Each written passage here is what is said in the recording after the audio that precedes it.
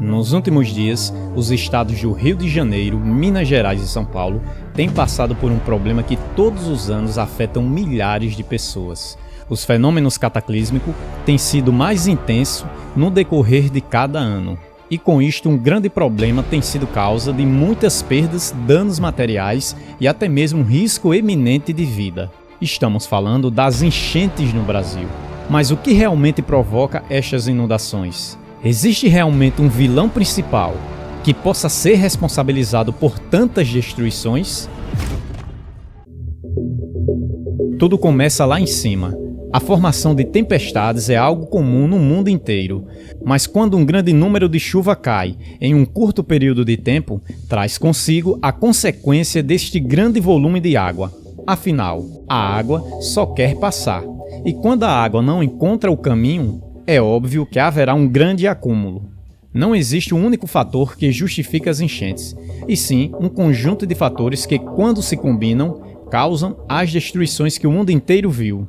Como, por exemplo, em Juiz de Fora, no estado de Minas Gerais, e no Rio Grande do Sul, que ficou marcado na história, tamanha foi a devastação das enchentes em 2024.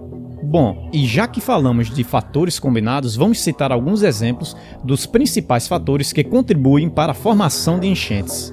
O fator número 1 é a quantidade de água que cai em um período curto de tempo.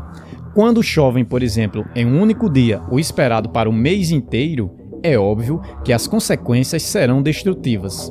O segundo fator é o escoamento da água, pois quando cai um grande número de água e não tem para onde fluir, provocam as grandes enchentes. Um dos motivos ao qual ocorrem as falhas no escoamento da água é o lixo, pois em cidades e capitais o escoamento da água deve se dar por meio de estrutura de saneamento, que conduz a água para os rios através de córregos e galerias subterrâneas. E como o asfalto dificulta o escoamento da água, a solução são estas tubulações que permitem a passagem da água.